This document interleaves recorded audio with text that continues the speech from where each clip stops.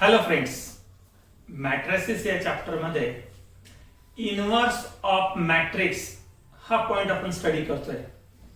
आणि त्या मॅट्रिक्सचं जर इनव्हर्स फाइंड आउट करायचं असेल तर त्यासाठी दोन method. Number 1 inverse by elementary transformation and second one inverse by adjoint method.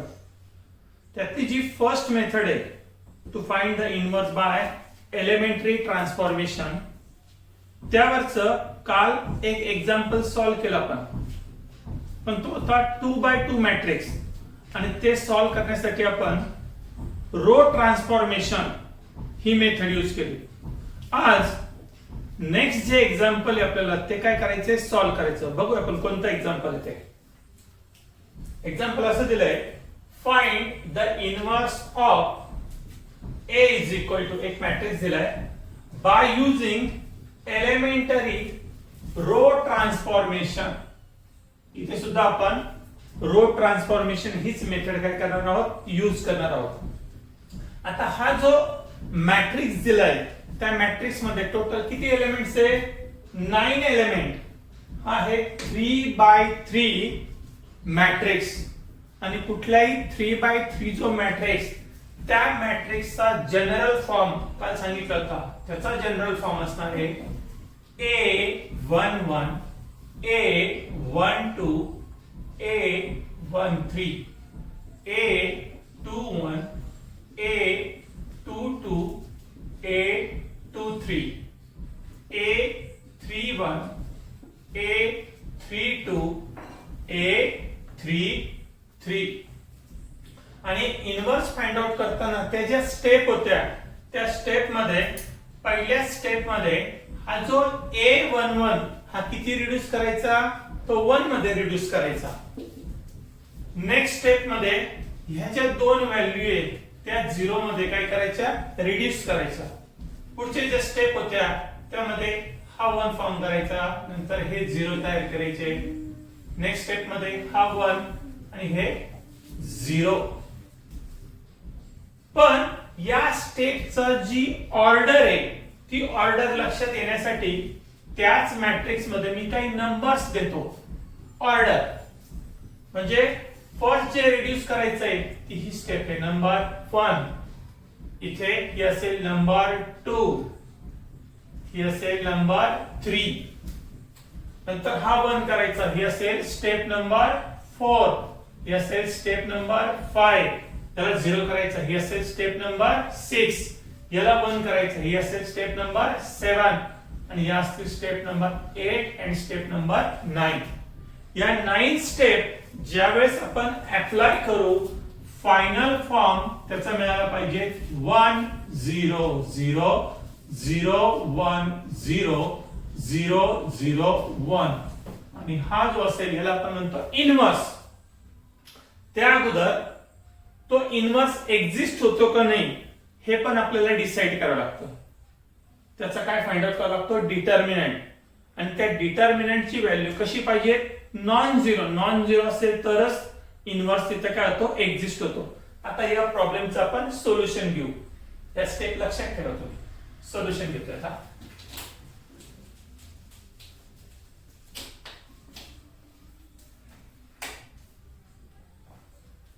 Determinant of A is equal to, आता ऑलरेडी आपला जो क्वेश्चन दिलाय फाइंड द इनव्हर्स, म्हणजे 100% इथे इनव्हर्स काय होतो, एक्झिस्ट होणार आहे. तरी पण आपण क्रॉस चेक करतोय.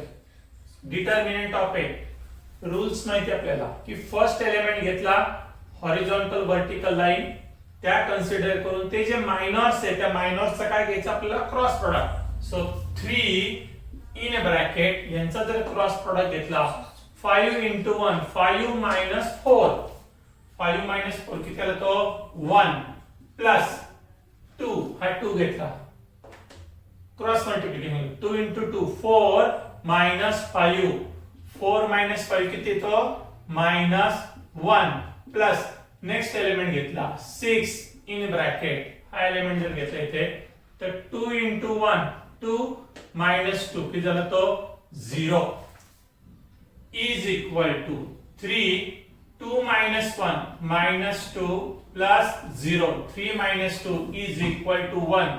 So determinant of A is non-zero. त्याची व्हॅल्यू किती आली 1. That is A inverse exist. इथे या केस मध्ये त्याचा इन्व्हर्स आपल्याला मिळणार आहोत. आता तो फाइंड आउट करू. Next step.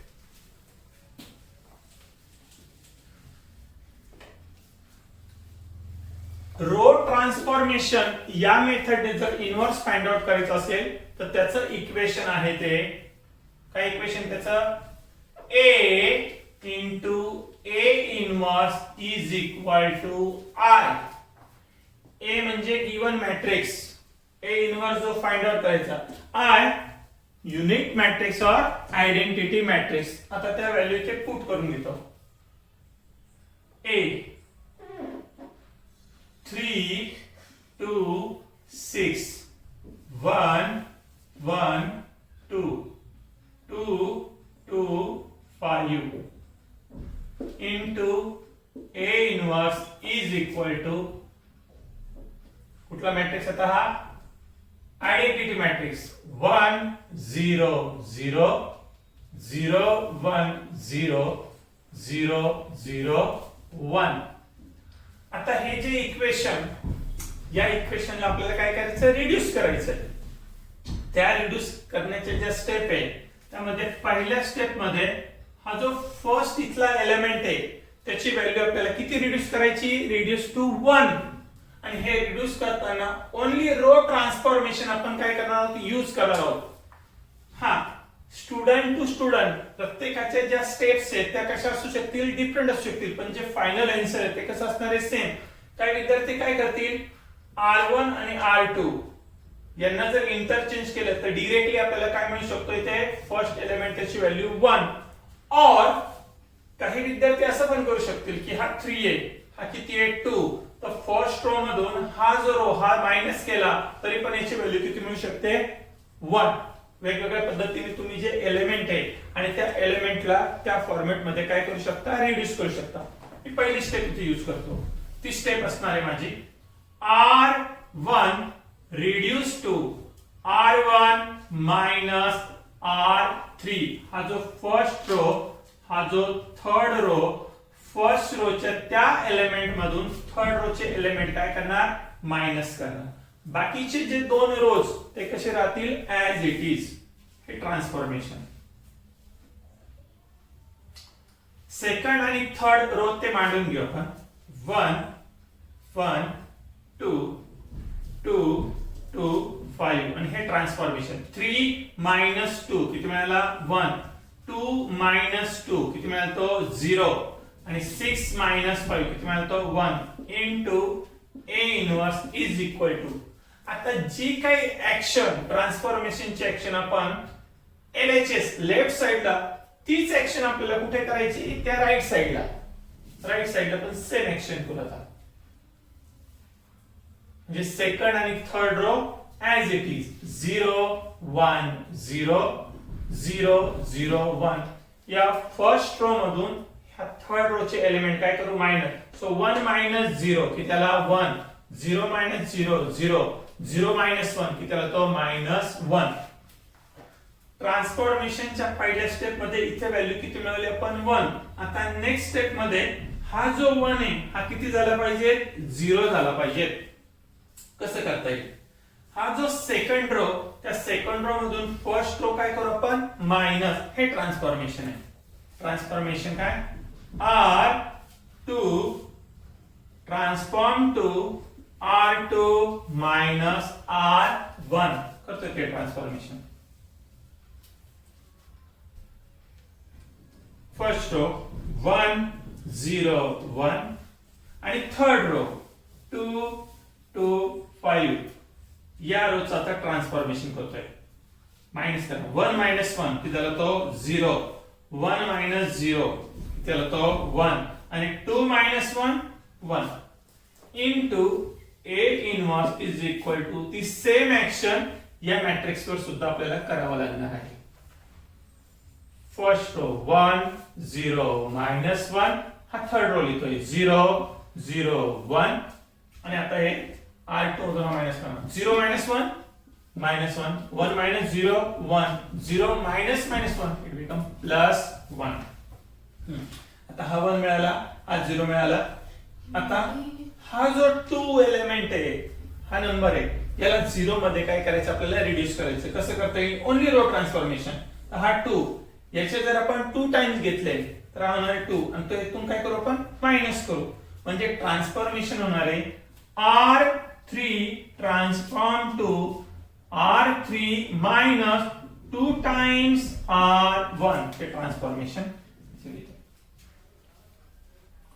1 0 1 0 1 1 आता यातून हा 2 टाइम्स मायनस ना 2 minus 2 त्याला 0 2 minus 0 2 5 minus 2 3 into A inverse is equal to 1 0 minus 1 minus 1 1 1 त्याला ट्रान्सफर करू 0 minus 2 त्याला तो minus 2 0 minus 0 0 1 minus 2 time minus minus become plus 1 plus 2 हा किती आला 3 आता बघा जे जे आपण नंबर रिड्यूस केले हा 1 हा 0 हा 0 करेक्ट आलं नेक्स्ट हा 1 हा 0 आता हा आपल्याला काय करायचं आहे 0 करायचं आहे कसं करता येईल यामधून हा 2 टाइम्स काय करू मायनस करू परत लिहितो मी ते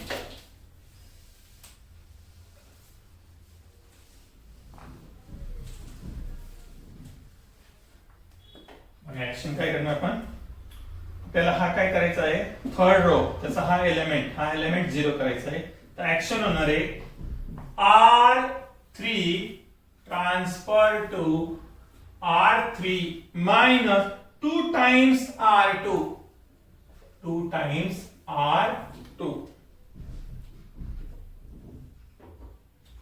फर्स्ट रो त्याचे एलिमेंट्स 1 0 1 सेकंड रो चे एलिमेंट 0 1 1 आणि आता हा ट्रान्सफॉर्म होतोय 0 minus 0 0 2 minus 2 time 2 minus 2 0 3 minus 2 काय होतो 1 into A inverse is equal to तीच ऍक्शन या साइडला करतोय आपण फर्स्ट आणि second row 1 0 minus 1 minus 1 1 1 minus 1 1 1 आता R3 किती येतो -2 minus 2 times minus minus become plus म्हणजे -2 + 2 किती झालं तो 0 पुढे 0 -2 झाला -2 आणि पुढे 3 मायनस एक मिनिट ऍक्शन वेगळी इथे काय करायचं आपल्याला R3 -2 टाइम्स R2 ही ऍक्शन करायची R3 -2 time R2 -2 time R2 minus minus become plus 2 -2 + 2 किती झाला तो 0 पुढे 0 -2 टाइम्स R2 0 -2 -2 इथे 3 -2 1 3 -2 1 झाला 0 झाला 0 1 0 0 आता हे दोघांचे यांची व्हॅल्यू काय करायची आपल्याला 0 करायची आता काय करू आपण हा 0 येण्यासाठी R1 मधून हा जो थर्ड रो तो काय करू आपण मायनस करू R1 transform to R1 minus R3 R1 1 minus 0 1, 0 minus 0 0, 1 minus 1 0. Second row as it is 0 1 1, third row as it is 0 0 1 into A inverse is equal to 1 minus 0 1, 0 minus minus become plus, 0 plus 2 2, minus 1 minus 2. Second row as it is minus 1 1 1, 0 minus 2 1. फक्त हा जो आहे त्याला काय करायचं, याला 0 करायचं, म्हणजे R2 मधून हा R3 काय करू, मायनस करू. R2 transfer to R2 minus R3 हे ट्रान्सफॉर्मेशन करू.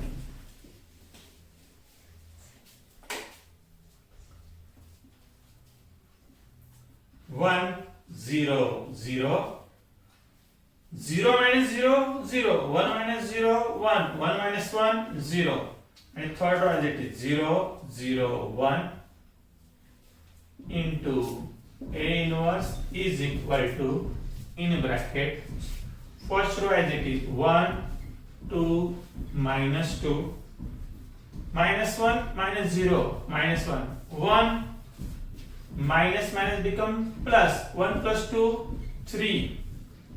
Now 1 minus 1 0, 0 minus 2 1.